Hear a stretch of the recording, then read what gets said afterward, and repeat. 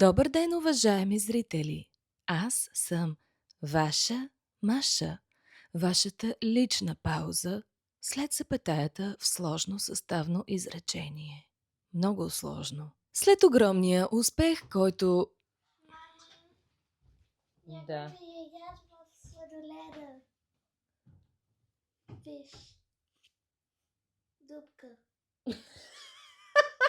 И шумен отзвук, който предишните медитативни сесии предизвикаха в социалните мрежи, предлагам днес да се отправим на едно пътуване и да проведем един разгърнат урок по медитация. Много хора зададоха въпроса как да спра мислите си. Това е много резонен въпрос, защото дори моята малка дъщеря, когато обясних какво всъщност се случва по време на медитация, отвърна: „Мамо, невъзможно е да спреш да мислиш, защото дори когато спреш да мислиш, ти продължаваш да мислиш за това, че си спрял да мислиш.“ И наистина в този забързан модерен свят, в който живеем, често забравяме как да спрем потока от мисли в главата си. Но процесът на медитация е като всеки друг процес по усвояване на ново умение. Той изисква дисциплина и постоянство, което означава, че ако не се офлянквате и не си намирате удобни извинения, а продължавате ежедневно да полагате усилия в посока на това да се научите да спирате потока на мисълта си, да успявате да застопорите тялото си на едно място в продължение на дълъг период от време и да насочвате цялото си същество в една определена точка, още познато като концентрация, вие бавно, но сигурно ще достигнете до това ниво да можете да самоконтролирате своето тяло и мислите си. Никой не се е родил научен. Всяко ново умение изисква желание, упоритост, постоянство, търпение и вяра. Ако успеете да развиете тези качества по време на този процес, те ще ви бъдат в полза във всяко друго начинание. И така, нека се настаним удобно, да застанем в поза, която предразполага към отпуснатост. Препоръчително е гърбът да е изправен, а главата да не е подпряна на нищо, за да може да не заспите в процеса на медитация. Вашето съзнание трябва да присъства през цялото време. Препоръчително е 4 ви члена, или 5, ако сте мъж, да бъдат в позиция, в която кръвообращението не се възпрепятства. Но в каквато и поза да сте преценили, че ви е удобно, трябва да знаете, че след известно време вече няма да усещате тялото си. Колко е това време, зависи от вашето ниво на напредналост в медитативния процес. Нека сега затворим очи и да си представим, че сме на едно много приятно за нас място. Нека се върнем в момент, в който сме се чувствали щастливи, спокойни, балансирани. Опитайте се да си припомните и да извикате в себе си това усещане. Нека сега наблегнем върху начина, по който дишате. Вдишвайте бавно и дълбоко. Задръжте дъха си в продължение на 5 секунди.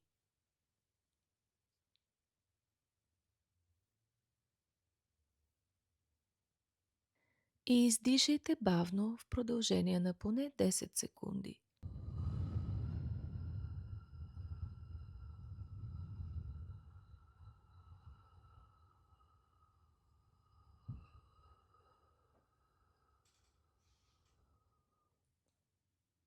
Повтаряйте това по време на цялата медитативна сесия.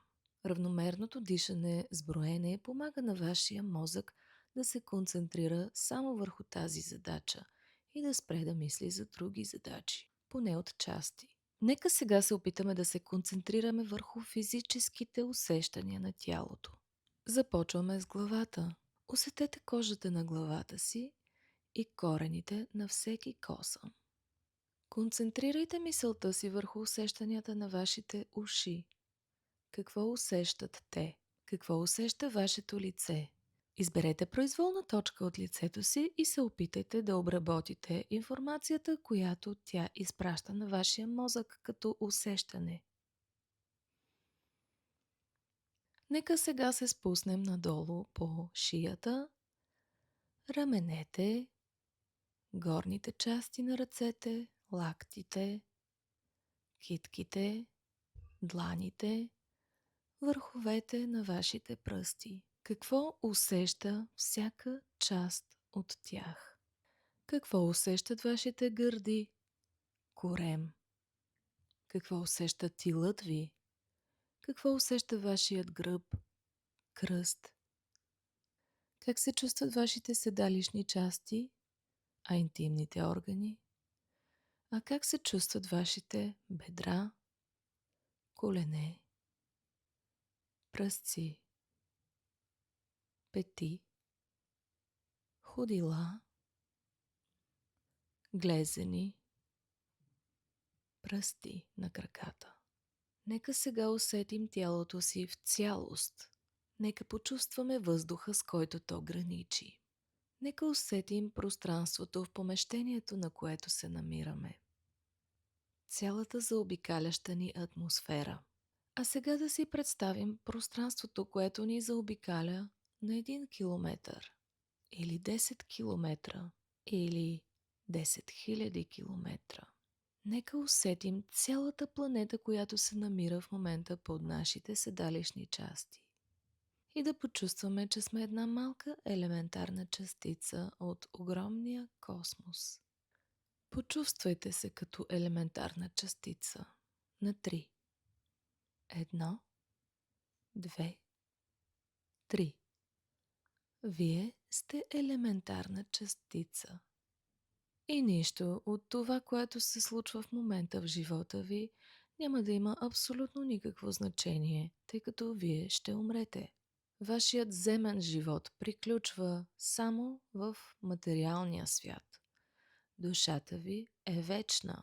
Всеки страх може да бъде прогонен от вашето съзнание и вие можете да достигнете до усещане на безгранично щастие в момента, в който осъзнаете, че смъртта не съществува. Вие сте вечни. Въздухът, който дишаме в момента, е същият, който сме дишали по времето на Леонардо да Винчи.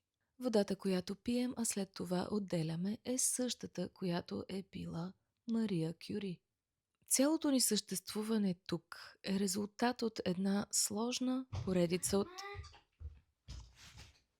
Няма палаче, туалетна хартия. Вашето мнение е важно за нас. Моля, опитайте по-късно.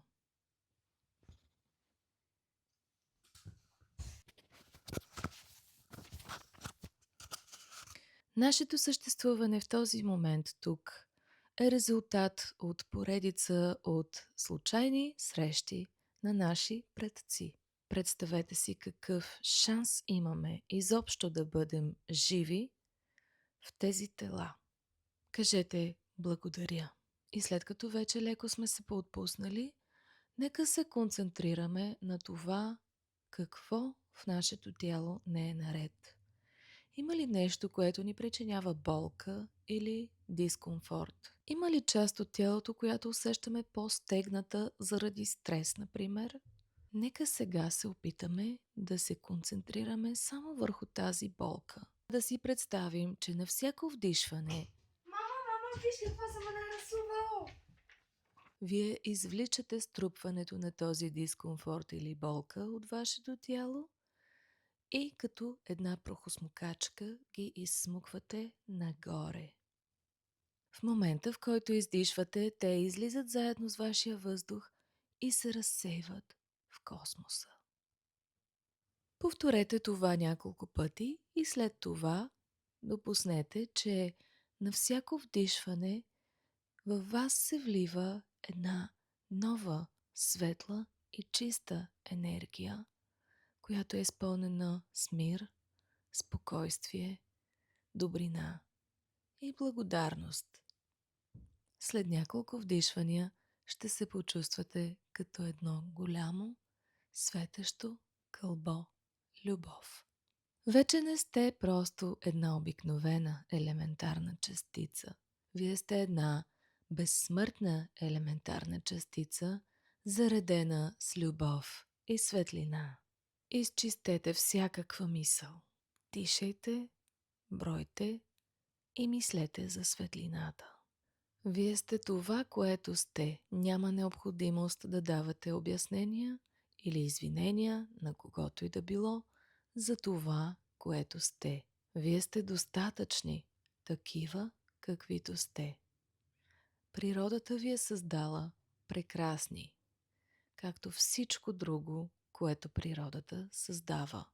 Вие вече не сте просто една безсмъртна, елементарна частица, заредена с любов и светлина.